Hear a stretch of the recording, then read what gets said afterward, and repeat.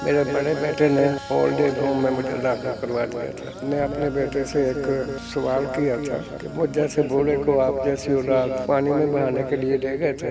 उसने कहा कि मेरे साथ क्या कर रहे हो?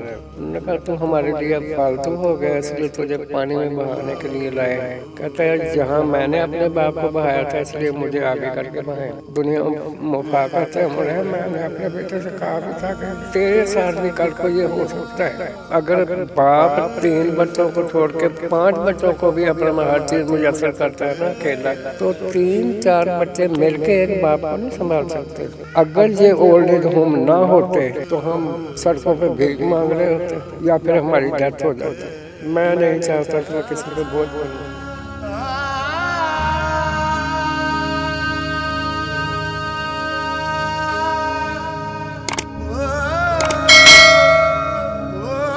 नाज़रीन, आपको मिलवाते हैं तो ऐसे जो हैं वो फादर से जो अपनी औलाद होने के बावजूद जो है वो ओल्ड एज होम में रह रहे हैं।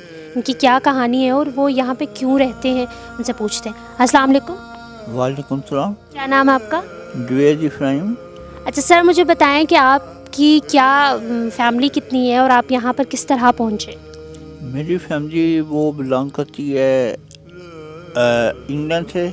वो वहाँ पे मेरे बच्चे और बीवी रहती हैं और मैं यहाँ पे ऑफिस से रिटायरमेंट होने के बाद पहुँचा हूँ। तो जब आपके बच्चे बाहर रहते हैं तो फिर आप यहाँ पे क्यों रह रहे हैं? मेरी मजबूरी है कि मैं वहाँ पे अब रिटायरमेंट की ज़िंदगी गुजारा हूँ पाकिस्तान में। अब वहाँ जाके क्या करूँगा, एक रिटायर आदमी। अगर बच्चे वहाँ से और बीवी मेरी वहाँ से आ जाएँ तो उनके लिए आसान है, मेरा वहाँ जाना मुश्किल है एक रिटायर आदमी का।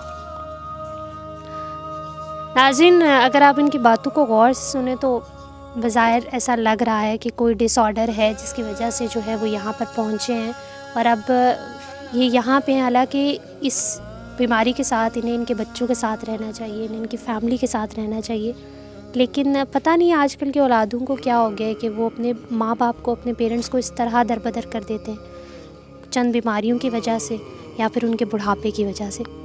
अस्सलाम वालेकुम। क्या नाम है आप? मोहम्मद सलमान। अच्छा सर, आप मुझे अपने बारे में बताएं कि आपका ताल्लुक़ कहाँ से है और आप यहाँ पर किस तरह पहुँचे?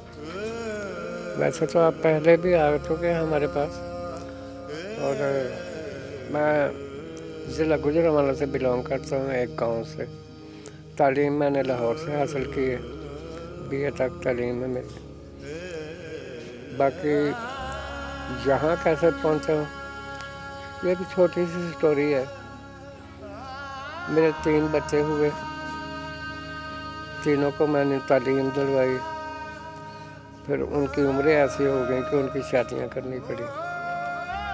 मैंने पहले बड़े बेटे की शादी की, फिर उसके बाद बेटी की, उसके बाद छोटा बेटा था, उसकी मैंने शादी की नहीं, लेकिन अपना उसकी मंगनी कर दी गई थी। शादी से पहले मैं कोई 4 माह पहले मेरे बड़े बेटे ने हमारे लाहौर के head office old age home में मुझे दाखिल करवा दिया था। मैंने तालीम याफ्ता होने के बावजूद सारी उम्र अपने बच्चों को पाला, उनको पढ़ाया, उनकी हर ख्वाहिश पूरी की है। 11 साल पहले मेरी बीवी की डेथ हो गई थी। मुझे मेरे बड़े बेटे ने खुद मुझे ओल्ड एज होम में दाखिल करवा दिया था। मैंने अपने बेटे से एक सवाल किया था कि मुझ जैसे बूढ़े को आप जैसी औलाद पानी में बहाने के लिए ले गए थे, तो उसने कहा कि मेरे साथ क्या कर रहे हो? मैंने कहा तू हमारे लिए अब फालतू हो गया, इसलिए तुझे पानी में बहाने के लिए लाए हैं। कहता है जहाँ मैंने अपने बाप को बहाया था इसलिए मुझे आगे करके बहाए। दुनिया मुफाकत है मुझे। मैंने अपने बेटे से कहा भी था कि तेरे साथ भी कल को ये हो सकता है, लेकिन उसके बाद मैं वहाँ से यहाँ तक जब शिफ्ट हो गया हूँ ना, उस वक़्त से मैं अपने बच्चों को तकरीबन भूल चुका हूँ। मुझे कभी यहाँ तक मिलने भी नहीं आए। मैं को एक दफ़ा भी मिलने नहीं? एक दफ़ा भी मिलने आए नहीं आए, बल्कि मैं हर साल लाहौर जाता हूँ। यहाँ के जो अपना डायरेक्टर हैं खलील परवेज़ साहब, उनकी अहलिया है, वो मेरे बच्चे बने हुए हैं, मेरा बहुत ज़्यादा ख्याल करते हैं। वही मुझे साल में एक मरतबा भेजते हैं, मैं जाकर उनको मिल के आ जाता हूँ, बहन भाइयों को मिलता हूँ। लेकिन जब तक यहाँ रहता हूँ ना, तब तक मैं ठीक रहता हूँ, वहाँ जाके ज़्यादा उदास हो जाता हूँ। अब मेरा दिल चाहता है कि मैं कभी ना जाऊँ। यहाँ मुझे हर चीज़ मुयस्सर है, अल्लाह की रहमत है, बिल्कुल ठीक ठाक। अपना मतलब है कि हमारा खाना अच्छा होता है, लेटना आपने भी देख लिया कि हमारे बेड लगे हुए, टीवी लगे हुए, हर तरह की आसाइश मुयस्सर है। अंकल, आपकी जो है वो बीवी 11 साल पहले, जिस तरह इन्होंने बताया कि उनकी डेथ हो गई थी, फिर इन्होंने अपने बच्चों को पढ़ाया, ज़ाहिर है उनकी हर ख्वाहिश पूरी की, और औलाद ने क्या किया कि बिना कुछ सोचे समझे जो है वो इनको ओल्ड एज होम छोड़ के चले गए। एक अपना मिसाल है कि अगर बाप 3 बच्चों को छोड़ के 5 बच्चों को भी अपना हर चीज़ मुयस्सर करता है ना अकेला, तो 3-4 बच्चे मिलके एक बाप को नहीं संभाल सकते। बड़ा सवाल है कि आखिर औलाद जो है वो अपने माँ बाप को क्यों नहीं संभाल सकती। अंकल, अब जिस तरह आप ये ओल्ड एज होम में पहुंच चुके हैं, तो जिस तरह हमारे मुआशरे में कहा जाता है इसका तस्वुर कि ओल्ड एज होम्स जो है वो नहीं होने चाहिए, इसकी वजह से जो है वो माँ बाप जो है वो यहाँ पे छोड़े जाते हैं, और हमारा सिस्टम ऐसा है, फैमिली सिस्टम होता है, बेसिकली सारी फैमिली इकट्ठी रहती है। तो आप खुद जो है वो यहाँ पर पहुँचे, आप जिस तरह इनका कहना है कि ये यहाँ पे होते हैं तो खुश रहते हैं, लेकिन जब ये अपनी औलाद को मिलने जाते हैं तो वहाँ मायूस हो जाते हैं। तो आप किस तरह देखते हैं ये ओल्ड एज होम्स को? सिर्फ एक बात आपसे ना, जो you can understand easily in the last, अगर ये ओल्ड एज होम ना होते तो हम सड़कों पे भीख मांग रहे होते या फिर हमारी डेथ हो जाती। इन्होंने हमें सहारा दिया हुआ, हम बेसहारा लोग बन चुके हैं, औलाद होने के बावजूद बेसहारा बन चुके हैं। लेकिन मेरे बहन भाई वो मुझसे कोऑपरेट करते हैं, लेकिन मैं नहीं चाहता कि मैं किसी पे बोझ बनूं।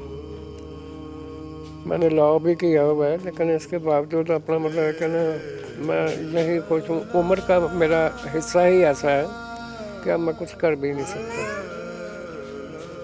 बस यहाँ तक आके ना मेरी एक तकरीबन कहानी जो है ना वो ख़त्म हो जाती है। अब आगे तो सिर्फ डेथ ही है। अल्लाह आपको ज़िंदगी और सेहत दे। नाज़रीन, आपने इनकी बात सुनी। औलाद के साथ जो है वो सारी उम्र भी अगर माँ बाप करते रहें तो माँ बाप को बुरा नहीं लगता, और माँ बाप को ऐसा लगता है कि शायद उन्होंने कुछ नहीं किया। लेकिन पता नहीं ये कैसी औलाद है जो अपने माँ बाप को बिना कुछ सोचे समझे जो है वो इन जगहों पे छोड़ जाते हैं।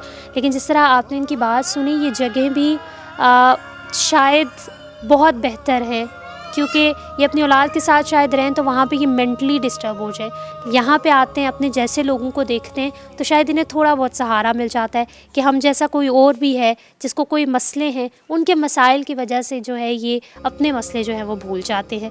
अपने पेरेंट्स की कदर करें इससे पहले कि वो इस दुनिया से चले जाएँ। और साफ डिजिटल से फिल वक्त इतना ही। आमना मजीद को इजाज़त दीजिए। अल्लाह हाफ़िज़।